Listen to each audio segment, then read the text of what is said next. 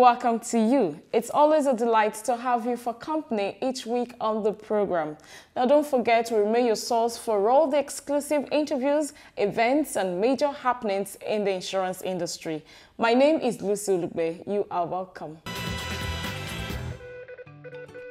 On our lineup this week, first we join Faith and our guest, Mr. Onotola Sharif Adesanya, Head of the Department of Insurance, Ibadan Polytechnic, on the CEO rendezvous for the explosive session on assessment of insurance operations in Nigeria. Speaking in the course of the interview, Mr. Adesanya said that insurance operators must customize their policies to meet the needs of the society.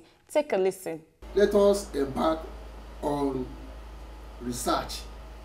Let us see how we can customize our policies to suit the need of the society. On this edition also, we will bring you highlights from the very colorful investiture ceremony of Mr. Ganiyu Musa as the 24th chairman of the Nigerian Insurers Association, NIA, which took place recently at the Lagos Marriott Hotel, Ikeja. Mr. Musa's formal investiture ceremony couldn't hold last year as a result of the COVID-19 pandemic. GM, as he is fondly called by friends and associates, is a stickler for professionalism. Let's check out excerpts from the event. I urge us all, despite our diverse interests, to ensure that we all put the growth and survival of the industry first in our actions and inactions. Going, go! The NIA does not have a chairman as we speak. Now the chain is coming, everybody, coming, can go anywhere now. Coming, go!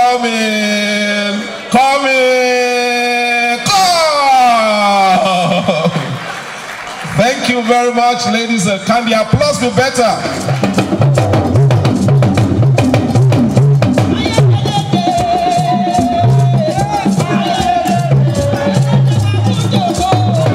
What more can I say than to urge you to sit back, relax and enjoy the lineup because it will be worth it. Details in just a moment. Please stay with us.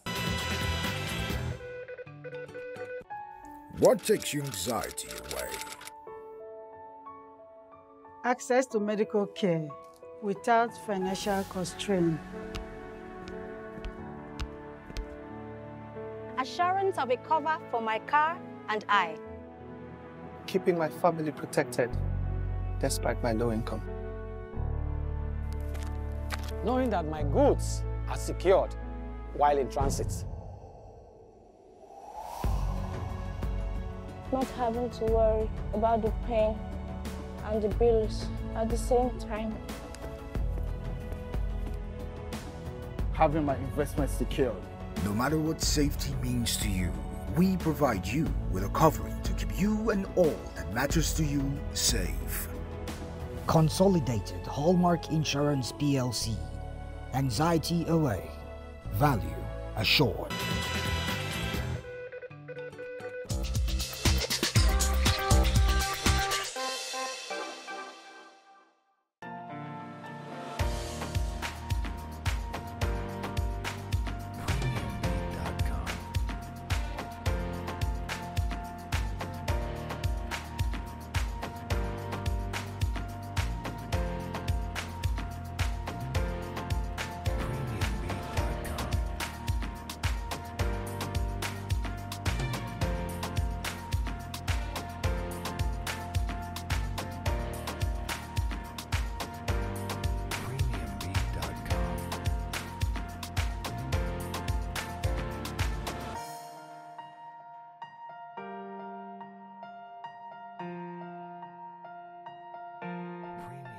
A very warm welcome to you. It's a pleasure to have you join us on the CEO Rendezvous this week.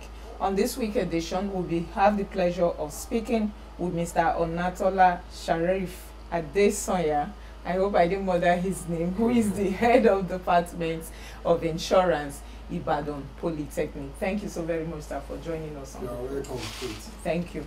Okay, together we'll be looking at a critical assessment of insurance operations in Nigeria. Okay, sir, insurance operations in Nigeria dates back to the early 1900s. But if you just oppose that, its growth, development, and penetration, you will find, and even contribution to GDP, you will find that there is a disconnect. Yes. So, why is this so, in your opinion? Okay, first and foremost, I want to talk here like a teacher. Of course, you are a teacher. My name is Sheriff Rotola. I had worked within the industry for many years, 16 years before I joined the academics. I'm now seeing myself watching the goings in the industry. I'm an observer because I'm not into the insurance practice again. Looking at the insurance as a business in Nigeria, the business is moving backward. Having noted that there are certain strategies that I need to put in place, which the players, the practitioners, government, and the other regulators are not considering. Let me first of all start with the definition of the concept, insurance.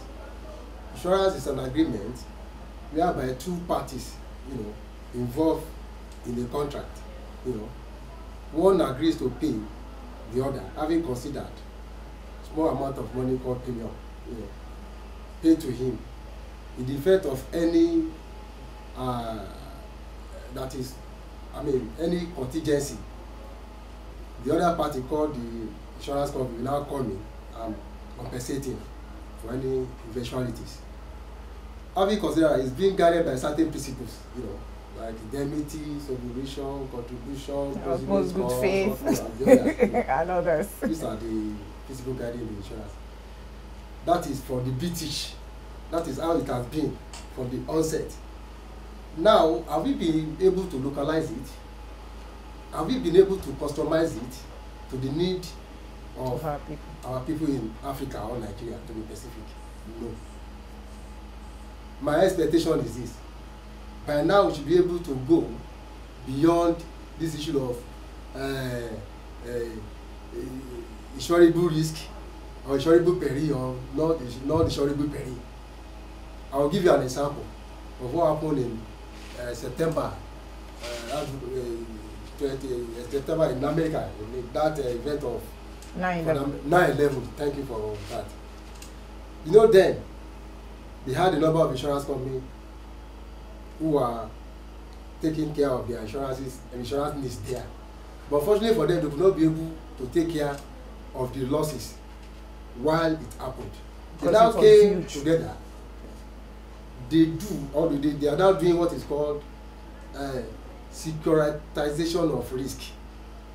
And what is securitization of risk? You link your insurance practice to equity, to how do you call this market? Stock market. You link the practice to stock market, whereby you buy what is called equity instrument. It could be catastrophic bond. If any agreed event happens, then you bust the bond. You release the bond, whereby there is no risk, whether insurable or not insurable, that won't be covered. It's an assignment for you. Go and read it. Or it's being practiced in the US now. Look at our economy, for example. While I was going through the new paid up share capital. Is it the new one or the old one? The new one that has not even been operating. Crystallized, okay.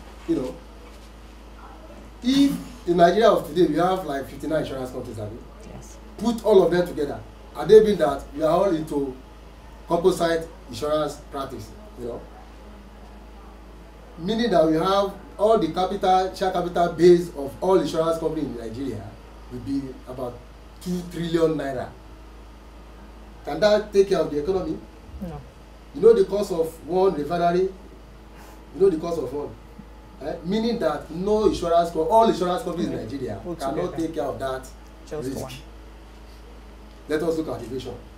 If one happens, can that money put together take care of it? Okay, Mr. Desanya, I need to come in there because oftentimes when you present this to the insurance companies, even when their regulators say, "Oh, we need you to recapitalize because the level of capital that you have is inadequate with the risk exposure that are here in Nigeria." The conversation is that is the reason why you have reinsurance. If I reinsure my part of my risk, if I cede part of my risk to a reinsurer, I don't have any business carrying on the risk myself. What do you say to that? Because it still boils down to what you are saying. If you say a risk is being ceded to another company called the insurance company, it's not enough to take care of the exposure in the economy. Let me give you an example. You know, insurance is all about pooling of risk. You have many people, you know, pulling their resources together so that in the event of claim they will pay them. There's something we have many types of risk, Abi. We have fundamental risk, we have particular risk, we have speculative risk, we have other. What I'm saying is this: we as practitioners should be able to cover any kind of risk at all. If you have a basic risk being reinsured, excess being ceded to reinsurance companies.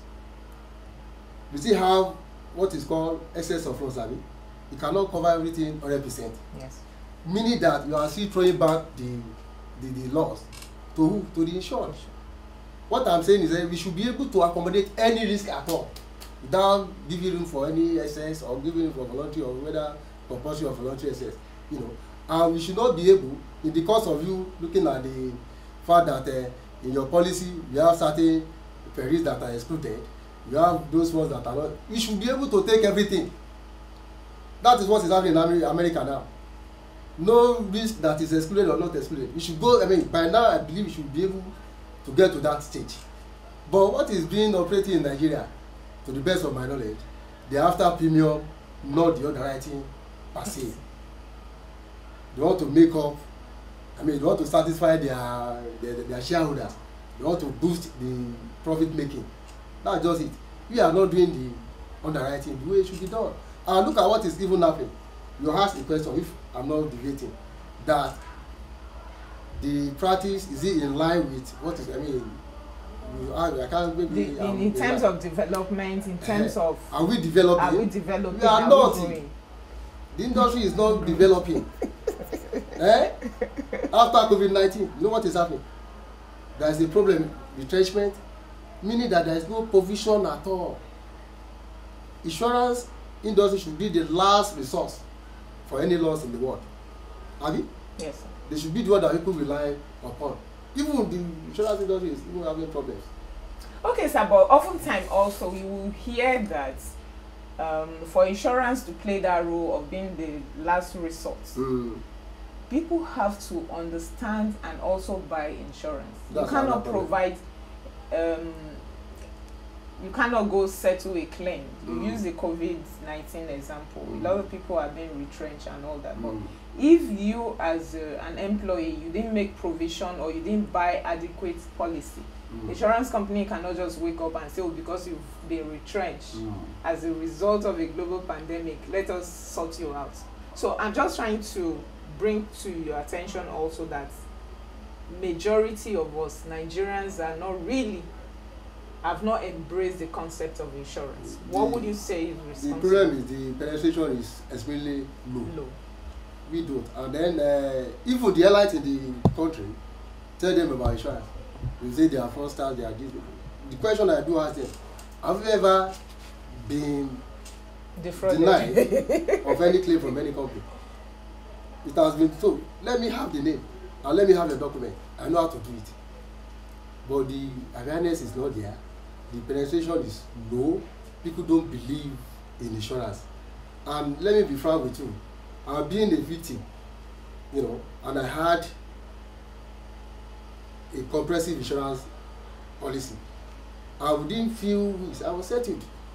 As since then, I've been telling my friend, look, you better come and do this thing. But are you doing it? And another thing, I want us to notice this. If there is any claim, or if there is any incident that may lead to claim, insurance companies should endeavor, you know, to accept, not that now be bringing conditions that are not palatable. That is where I'm going. They should be able at least to accept any kind of risk. I mean, to bear, to accept. I mean, you should be able to customize our policies in a manner that if there is any claim, first person to be there should be the insurance company and settle the claimant. You know. Okay, sir. But you also find that these same insurance operators will tell you that, oh, if you start doing that, it then means don't forget that insurance is a pool. You're pulling funds of people together. So it then means you want to start giving people money. You know, I said something there. I tried to bring out the concept of insurance and the principles, you know, that are guiding the concept. To me, they are obsolete. We should be able to go beyond that. I gave you an example of America. You know, we should be able to sit down. That's why we have a problem in this country. We don't invest on human resources. We don't. We should be able to sit down and fashion out, apart from this old principle. What else can we do? What can we do to make this business more embroidered to everybody? Get my point? Yeah. But we are just sitting down in the office looking for premium. We want to get premium here, premium there. You know, it has gone beyond that. I mean, they do the MPs of insurance, they travel abroad, go there and see what is happening. Let us import it here and see how it will work. It will work. It will work. And there should be more enlightenment to our people. They know nothing, even the elite one, the elite one among the community. Ask them to buy insurance and start selling these stories. Okay, sir, what would you say is fundamentally wrong with the practice of insurance in Nigeria? Because as you said, if you even take a look at smaller countries on the African continent, Ghana, Kenya, of course South Africa is leading.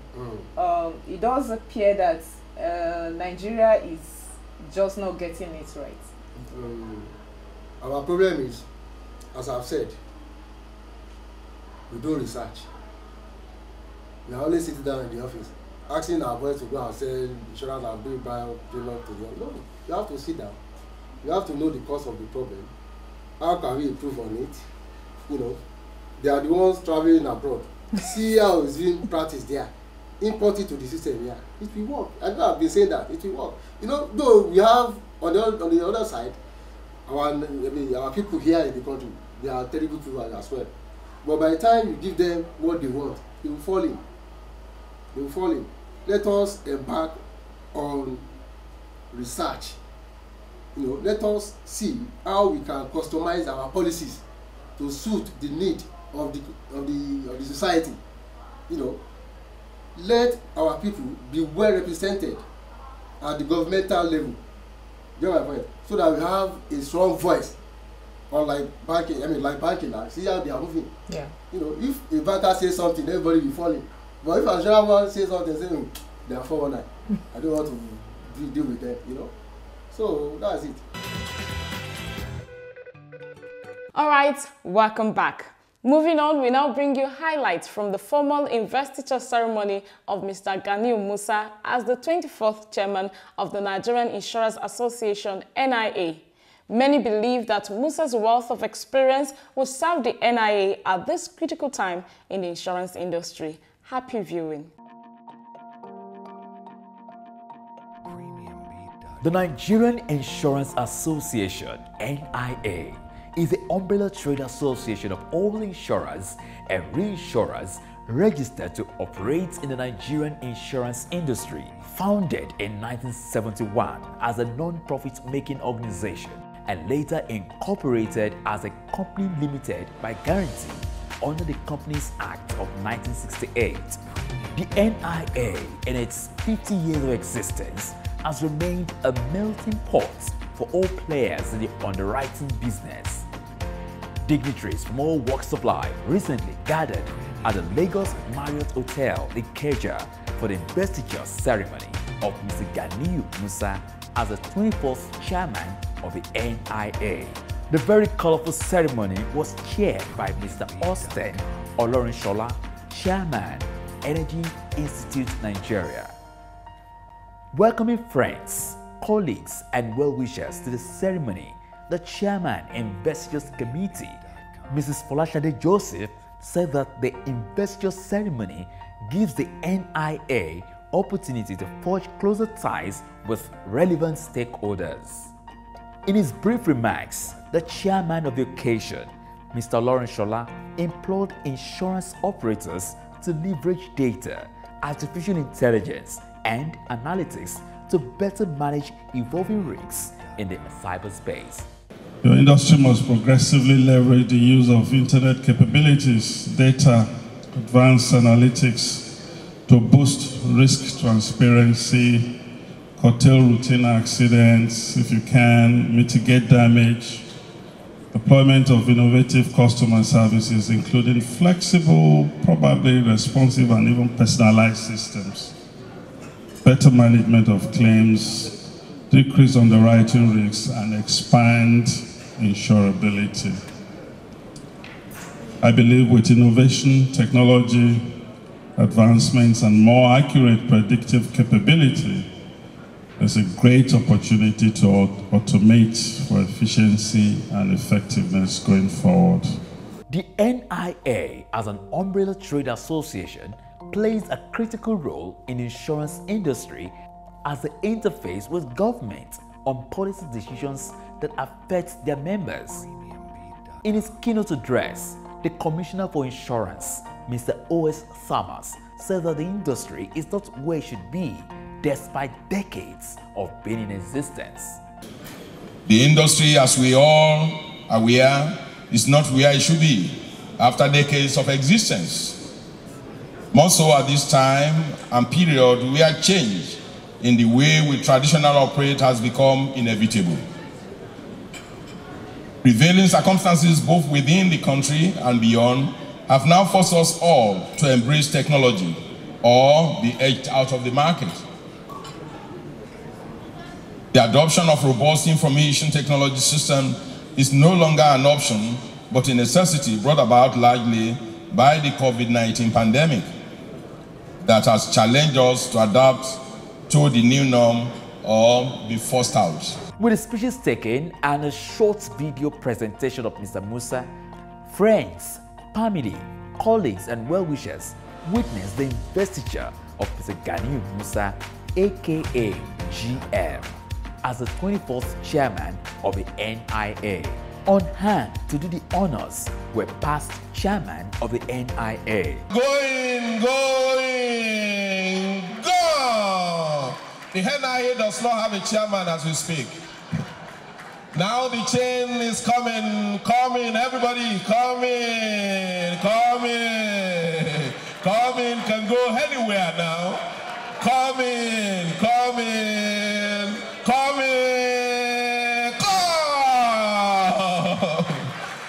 Thank you very much, ladies. Can the applause be better?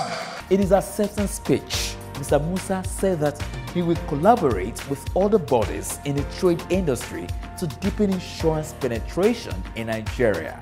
Our focus will also be on deepening the industry talent pool and attract a diverse range of top talents, including actuaries, by promoting actively the insurance industry as an attractive career choice and promote the image of the industry within educational institutions. We will focus on promoting discipline and ethical conduct amongst NIA member companies and the larger insurance industry to earn the respect that we honestly deserve. The NIA over the years has been at the forefront of promoting ethical standards and ensuring the workability of market agreements amongst members. As Mr. Musa formally takes the saddle of the 24th chairman of Council of the Nigerian Insurance Association, many are without doubt that he will bring his wealth of experience and innovative leadership style to revolutionize the business and practice of insurance in Nigeria.